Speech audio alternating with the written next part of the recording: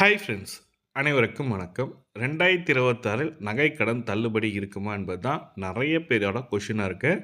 2026 சட்டசபை எலெக்ஷன் நடக்கப்போகுது, தேர்தல் நடக்கப்போகுது. இதில் திமுக, அதிமுக 2 கட்சிகளுமே தேர்தல் வாக்குறுதியாக நகை கடன் தள்ளுபடி இருக்குன்ற மாதிரி சொல்லி கொடுத்துருக்காங்க. அதை பற்றி தான் முழுமையான தகவலை பார்க்க போகிறீங்க. இது எப்படி செக் பண்ணணும், உங்கள் பெயர் இருப்பா இல்லையா என்பதை எப்படி செக் பண்ணணுன்றதை பார்க்க போகிறீங்க. வீடியோ ஸ்கிப் பண்ணாமல் கடைசி வரைக்கும் பாருங்கள். வீடியோ பிடிச்சிருந்தால் லைக் பண்ணுங்கள், கூடிய சப்ஸ்கிரைப் பண்ணுங்கள். வாங்க வீடியோக்குள்ளே போகலாம். மறுபடியும் தள்ளுபடி வருமா என்பதும் நிறைய பேரோட கொஷின். நம்ம ஊரில் நடுத்தர மக்களுக்கு இருக்கிற ஒரு பெரிய நிம்மதியை நகைக்கடன் தள்ளுபடி தான். 2021 ஒரு முறை தள்ளுபடி செஞ்சாங்க இல்லையா? அதே போல் இப்போது 2026 எலெக்ஷன் நெருங்குறதுனால மறுபடியும் இந்த தள்ளுபடி வருமானு எல்லாரும் எதிர்பார்த்து ஆரம்பிச்சிட்டாங்க. விடுபட்டவர்களுக்கு புதுசாக கடன் வாங்குவவர்களுக்கும் ஒரு நல்ல நியூஸ் வர வாய்ப்பு இருக்குன்னு அரசியல் வட்டாரங்கள் பேசிக்கிட்டு இருக்காங்க. யாருக்கெல்லாம் கிடைக்கும் இந்த நகைக்கடன் தள்ளுபடி, யாருக்கெல்லாம் கிடைக்குன்னு பார்க்க போகிறீங்க. ஆனால் ஒரு விஷயம், இது எல்லோருக்கும் கிடைக்காதுங்க. முக்கியமாக கூட்டுறவு பேங்க்கில் அடகு வச்சவங்க மட்டும்தான் உண்டுன்னு சொல்லியிருக்காங்க. அனைத்து வங்கி ஊழியர்களுக்கும் கிடையாது. அதுவும் எப்படின்னா, உங்கள் ரேஷன் கார்டில் இருக்கிற எல்லோரோட கடனையும் சேர்த்து மொத்தமாக 5 சவரன், அதாவது 40 கிராமுக்கு உள்ளே தான் இருக்கணுன்ற மாதிரி சொல்லி கொடுத்துருக்காங்க. 1 கிராம் அதிகமாக இருந்தால் கூட தள்ளுபடி கிடைக்காதுன்னு சொல்லியிருக்காங்க. அதனால் கொஞ்சம் கவனமாக இருங்கன்னு சொல்லியிருக்கேன். ஏன் சில பேருக்கு ரிஜெக்ட் ஆகுது, எதனால் நகைக்கடன் தள்ளுபடியிலேருந்து உங்கள் பெயர் எடுக்கப்படுகிறது, நீக்கப்படுகிறது, என்ன காரணத்தை பார்க்குறீங்க.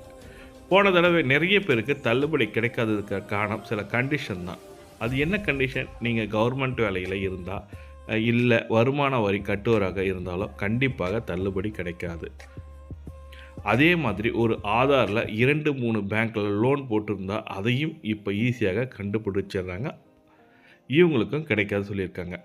செக் பண்ணுறது எப்படி, நம்ம எப்படி இதை செக் பண்ணலாம், நம்ம பேர் லிஸ்ட்டில் இருக்கான்னு எப்படி தெரிஞ்சுக்கலாம்? அரசாங்கம் அனௌன்ஸ் பண்ணதும் அந்த பேங்க் வாசல்லே நோட்டீஸ் ஒட்டுவாங்க யார் யார் பேர்லாம் இருக்குன்றது.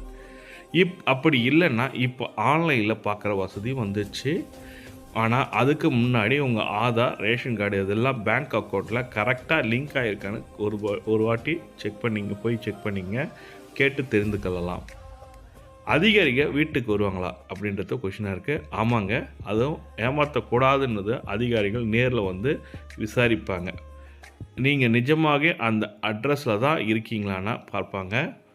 அப்போது உங்கள் அடகு ரசீது, ரேஷன் கார்டு இதெல்லாம் கையில் வச்சுக்கோங்க. நீங்கள் நேர்மையான கடன் வாங்கியிருந்தால் எதற்கும் பயப்பட தேவையில்லை. உங்களுக்கு நகைக்கடன் தள்ளுபடி இருக்குன்ற மாதிரி சொல்லி கொடுத்துருக்காங்க. இதுதான் அவங்க கொடுத்துருக்குற ப்ரொசீஜரு. உங்கள் பேங்க் அக்கௌண்ட்டில் உங்களோட Aadhaar card, ration card, PAN card, இப்போ கூட்டுறவு வங்கியில் வச்சுருக்கீங்கன்னா இது 3த்தையும் கண்டிப்பாக கரெக்டாக இருக்கான்னு செக் பண்ணிங்க. அப்போ தான் நகைக்கடன் தள்ளுபடி இருக்கும். 5 சவரனுக்கு குறைவாக இருக்கணும் பார்த்துங்க. இதுதான், இந்த தகவல் தான் உங்களுக்கு ஷேர் பண்ண நினச்சேன். இந்த வீடியோ பிடிச்சிருந்தால் லைக் பண்ணுங்கள், கூடிய சப்ஸ்கிரைப் பண்ணுங்கள். தேங்க்யூ.